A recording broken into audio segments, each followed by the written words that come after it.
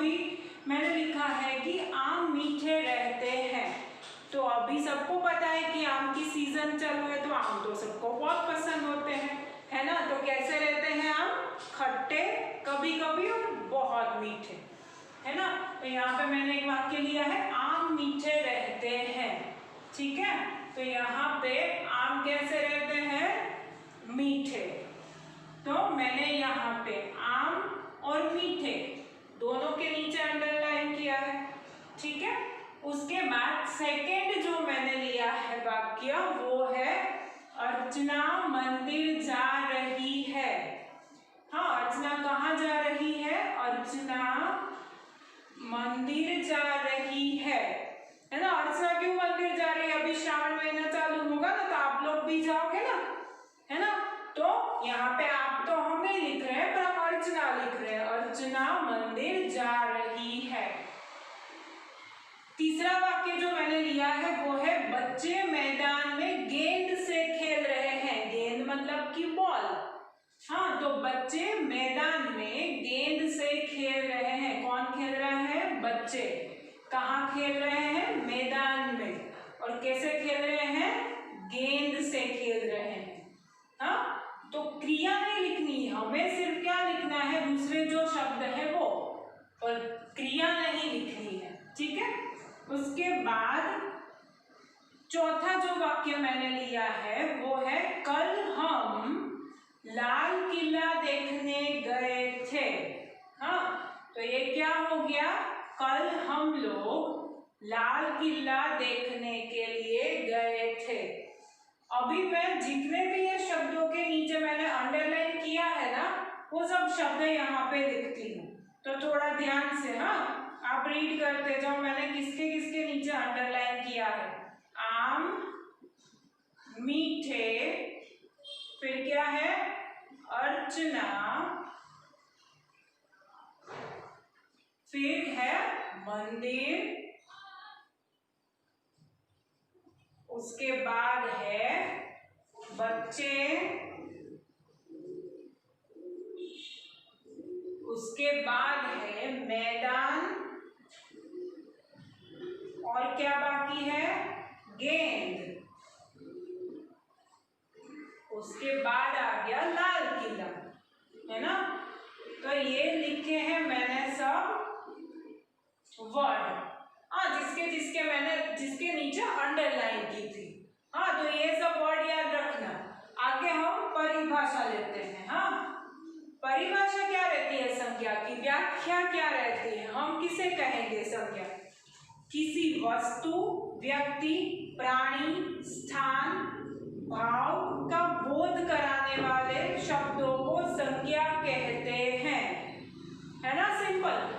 हमें को जो भी शब्द क्या करते हैं, हमें किसी वस्तु, व्यक्ति, प्राणी, स्थान या भाव का बोध कराते हैं, तो उसे हम संज्ञा कहते हैं।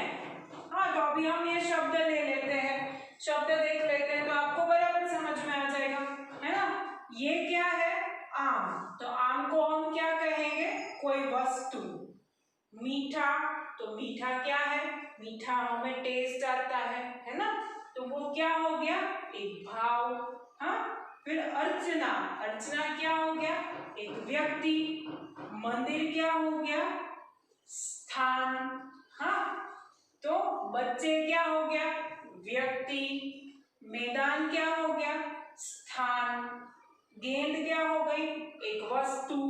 और लाल किला क्या हो गया? स्थान। तो ये सब जो शब्द है जिसके नीचे हमने अंडरलाइन की थी, ये सब शब्द हमें किसी न किसी वस्तु, व्यक्ति, प्राणी, स्थान या भाव का बोध कराते हैं ना। हम ऐसा बोलेंगे यहाँ पे कि आम मीठे रहते हैं या आम खट्टे रहते हैं, तो आम क्या हो गया? एक वस्तु हो गई, है ना। ये आम क्या हो गया? एक वस्तु हो गई। मैं मंदिर जा रही हूँ, तो मंदिर क्या हो गया? एक स्थान हो गया, एक प्लेस हो गया। हाँ, तो वो क्या हो गया? ये जो मंदिर वर्ड है हमें किसका, मंदिर शब्द है वो हमें किसका बोध कराते हैं? एक स्थान का बोध कराते हैं ना। हमें पता चलता है कि मंदिर क्या है? कोई एक प्लेस है, कोई एक स्थान है। उसकी जगह पे हमने दूसरा लिया था लाल किला, तो लाल किला क्या है? एक स्थान है, एक प्लेस है ना, जहाँ पे हम जाते हैं। घर, हाँ, तो घर भी क्या हो गया? एक प्लेस है। स्कूल है, वो भी क्या हो गया? एक स्थान है। हाँ, तो ये सब जो स्थान का हमें बोध कराते हैं, ये जो मंदिर और क्या है लाल किला, ये क्या है? हमें स्थान का बोध कराते हैं। तो हमें कैसे शब्द चाहिए? जो किसी वस्तु का, फिर ना तो कोई व्यक्ति का, या तो कोई प्राणी का, या कोई स्थान का, या कोई भाव का, ऐसे जो हमें शब्द बोध कराते हैं तो वो क्या होते हैं? संज्ञा होते हैं। ठीक है, अर्चना मंदिर जा रही है, उसके जगह पे हम रखेंगे ऐसे कि ध्वनि मंदिर जा रही है, तो ध्वनि क्या हो गया? व्यक्ति, है ना।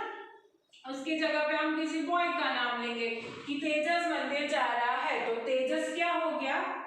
व्यक्ति हो गया, है ना। उसके बाद हम लेते हैं वस्तु, तो वस्तु में क्या आएगा?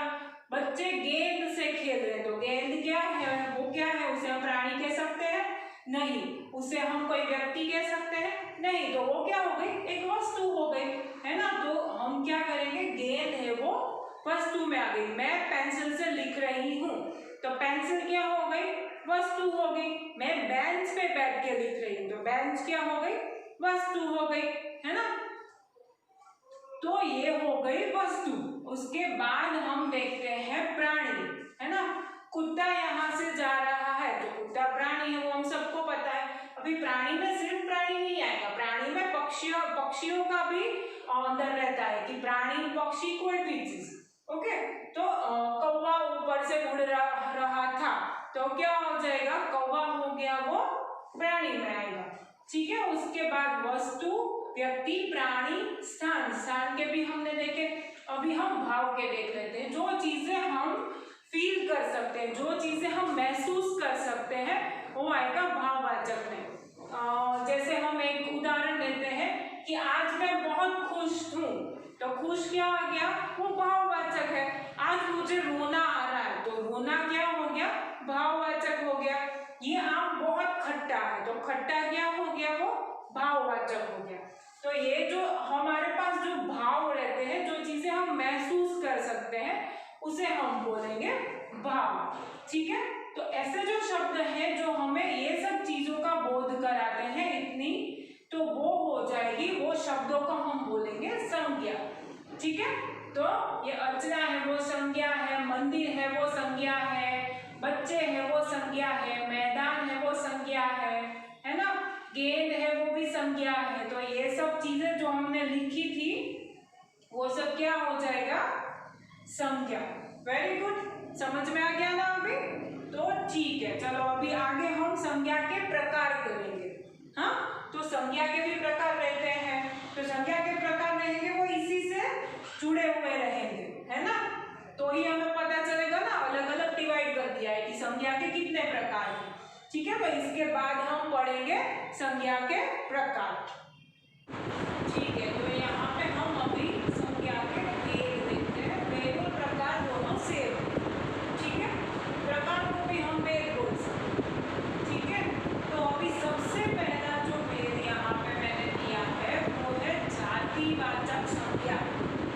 हाँ, दूसरा है वो है भाववाचक संज्ञा, और जो तीसरा है वो है व्यक्तिवाचक संज्ञा। ठीक है, तो ये है पहला जातिवाचक, दूसरा है भाववाचक, और तीसरा है व्यक्तिवाचक। ठीक है, तो संज्ञा के 3 प्रकार अभी हम पढ़ रहे हैं यहाँ पे। सबसे पहला है जातिवाचक, दूसरा है भाववाचक, और तीसरा है व्यक्तिवाचक। ठीक है, तो अभी सबसे पहले हम जातिवाचक देखते हैं। जिन शब्दों से हमें किसी भी शब्द का जाति का बोध होता है तो वो हो जाएंगे जातिवाचक। कैसे वो मैं बताती हूँ। यहाँ पे सबसे पहले मैंने लिया है हिमालय बड़ा पहाड़ है ना। तो जैसे हमें पता चला हिमालय है वो तो एक ही चीज है। ठीक है, तो यहाँ पे पहाड़ वर्ड है, उसका क्या हो जाएगा? पहाड़ बहुत सारे पर्वत हो सकते हैं ना, बहुत सारे पहाड़ हो सकते हैं। हमने यहाँ पे सिर्फ हिमालय की बात की है, तो हिमालय को हमें नहीं लेना है, पर ये जो पहाड़ है वो क्या हो गया? जातिवाचक है ना। पहाड़ क्या है, बहुत सारे होते हैं, वो क्या हो गया, जातिवाचक। दूसरा हम लेते हैं, उस कमरे में मेज, पलंग, अलमारी आदि है। तो यहाँ पे कमरा, मेज, पलंग और अलमारी, ये सब क्या हो गया, जातिवाचक। कैसे, तो कमरे बहुत सारे हो सकते हैं, है ना, कोई एक कमरा नहीं हो सकता है। अगर मैं ऐसा बोलूं कि ये ध्वनि का कमरा है तो वो एक ही हो गया, ठीक है। पर अगर कमरे हैं तो यहाँ पे सब हो सकते हैं, कमरे बहुत सारी जगह पे हो सकते हैं ना, तो ये जातिवाचक हो गए। मेज, पलंग, मेज यानी कि टेबल, टेबल, पलंग, अलमारी, है ना, ये भी बहुत सारी हो सकती है, एक ही तो नहीं रहती है ना, किसी पर्टिकुलर पर्सन की है कि ये अलमारी मेरी है, तो क्या करेंगे, वो क्या हो जाएगा, फिर वो व्यक्तिवाचक हो जाएगा, है ना। तो ये अभी क्या है, जातिवाचक, क्योंकि ये चीजें बहुत सारी हो सकती हैं, है ना। फिर ये है, बहुत बड़ी गेंद है, तो गेंद क्या हो गया, जातिवाचक। कैसे, क्योंकि बहुत सारी गेंद हो सकती है, हाँ। वैसे दूसरा यहाँ पे प्रकार है भाववाचक। जैसे मैंने पहले भी बताया था कि जो भी शब्द है वो हमें किसी भाव का बोध कराते हैं, तो वो क्या हो जाएगा, भाववाचक। उसकी बोली में मिठास है, मिठास क्या हो गया, भाववाचक, वो हम महसूस कर सकते हैं, है ना, तो वो क्या हो गया, भाववाचक। हरियाली सबका मन मोह लेती है ना, तो ये हरियाली क्या हो गया, भाववाचक शब्द। ताजमहल बहुत सुंदर है, तो क्या हो गया, सुंदर क्या है, वो है भाववाचक, है ना। यहाँ पे क्या हो गया, जहाँ पे हमें कोई ऐसा शब्द है जो हमें कुछ महसूस कराता है, हाँ, वो हो जाएगा भाववाचक। अभी थर्ड नंबर का जो है वो है व्यक्तिवाचक, है ना। राकेश रोज पढ़ता है, तो ये कौन है, राकेश। राकेश एक ही व्यक्ति हो सकता है, हाँ, राकेश नाम के अलग अलग पर्सन हो सकते हैं, पर होता तो वो एक ही है, हाँ। तो वो क्या हो जाएगा, राकेश रोज पढ़ता है, राकेश क्या हो गया, व्यक्तिवाचक संज्ञा। मैंने कल लाल किला देखा, तो कैसे हो गया, मैंने कल लाल किला देखा, तो किसने देखा, मैंने देखा, है ना। तो और दूसरी बात इसमें क्या देखेंगे, लाल किला, तो लाल किला क्या रहता है, एक ही रहता है ना, लाल किला बहुत सारे तो नहीं रहते।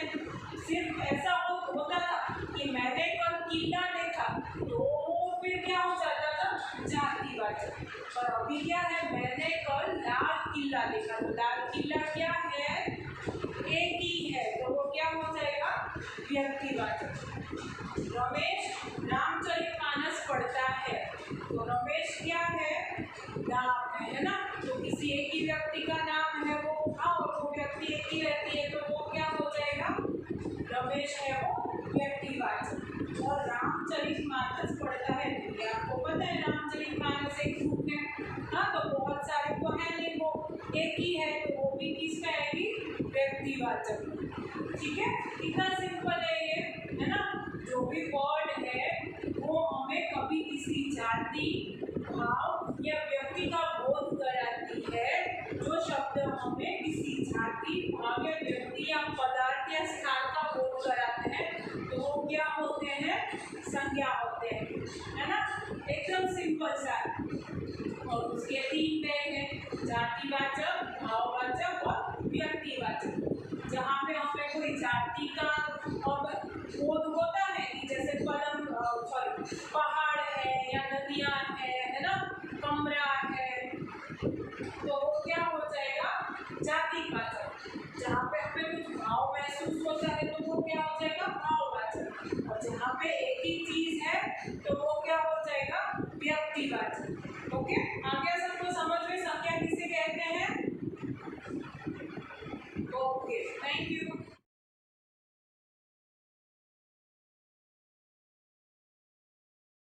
आभार।